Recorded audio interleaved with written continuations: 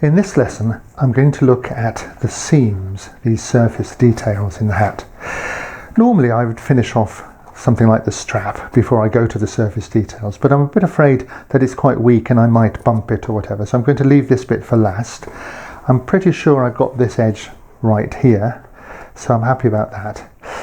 So I'm going to turn to these details here. Now your hat is going to look different from mine, or very likely will look different, but the principle is going to be, the way of working is going to be the same each time.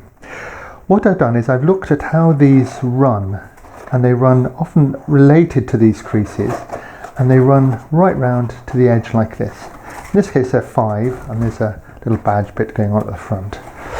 So getting a sense of where they go, I've looked at how they join at the button, and I've marked on here the points where these 5 seams run.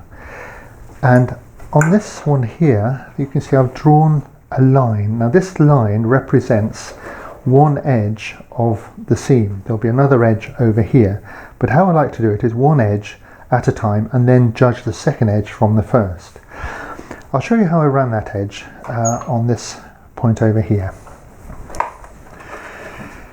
So again, looking at my hat, I know that the seam is starting here and is coming along and ending up down here on this crease where the bill meets, so somewhere here. So what I'm going to use is this electrical tape. So this is not masking tape, this is a little bit flexible, the sort of thing electricians use for their wiring, covering naked wiring. And I'm going to start by putting one edge on that line here, and we're going to run it,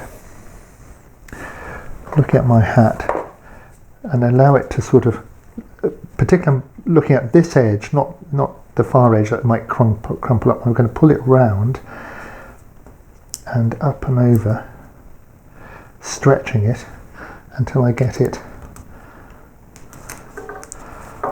there. So this edge is pulled up because I'm sort of creasing it around, and then from there I'm going to draw, using that tape as a sort of guide. You can just feel it. I can run my line down here.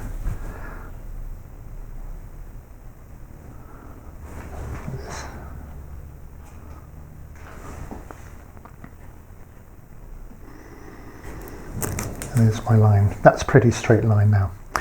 So let's turn to carving the edge.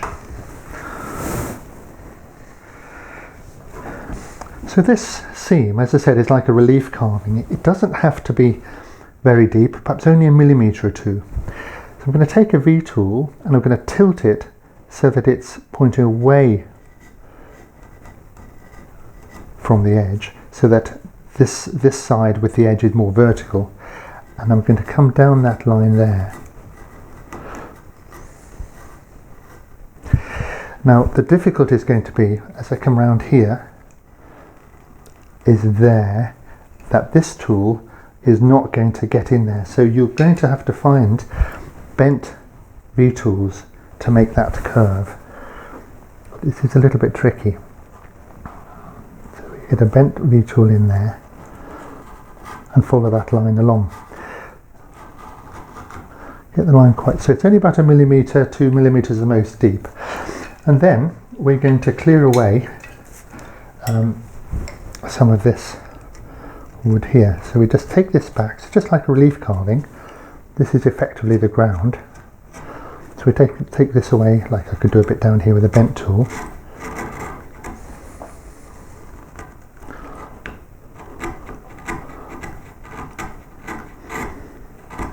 And merging that with the rest of the carving, and in here I think I'm going to start getting in the way of the camera in a minute, but that's the idea. We now take this wood away, leaving this little bit of the seam proud, and we're going to have to get in here like this with our bent tools or our flat gouges, like at the top here, just as before. So we make sure that line is quite nice and neat, and we've got this side all taken away and merged in with the hat.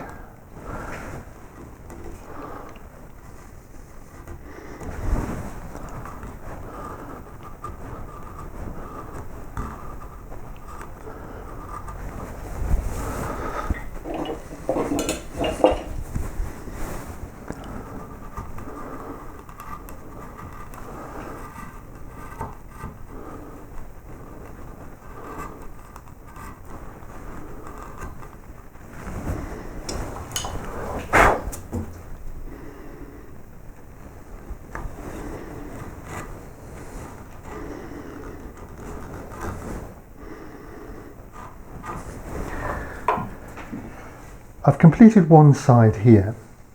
Where I can't get into a hollow like that, or even somewhere else, I'm just basically going to leave it. And when that happens, don't stop it short. Just try and make it disappear into the part that you can't get into. I've also cleaned up any pen lines on there. So what I'm going to do now, I could use my tape again on this side and estimate the width as I go down. But one way I like to do is I get my thumbnail, the middle fingernail here, and I can run that along that seam, and then I can lock my pencil here like this, and I can work my way around there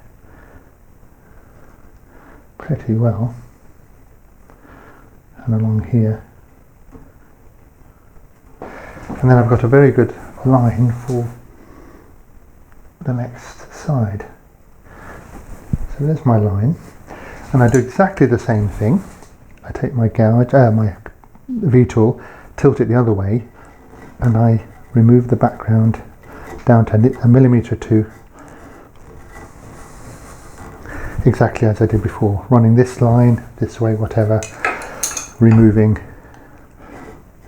this wood, making sure it merges in with the background. So let's make sure that's tune that line.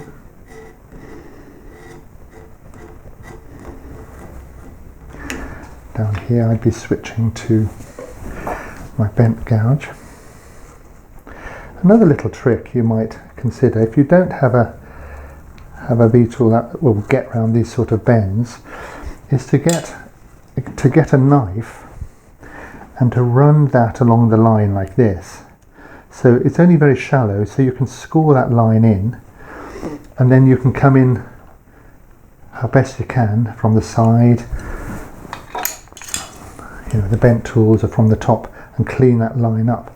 So the knife can be quite useful, especially on tight areas where you can't get in. So between the two, you're going to get a nice even seam running from the bottom at the top all the way down and round and underneath.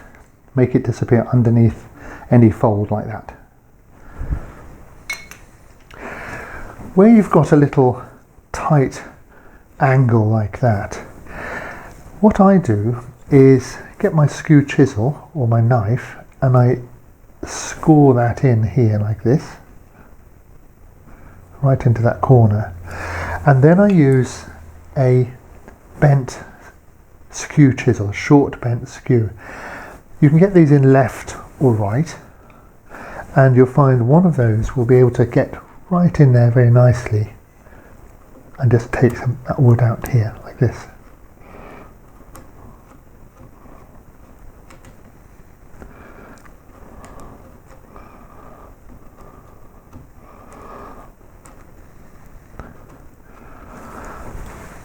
Go back down there.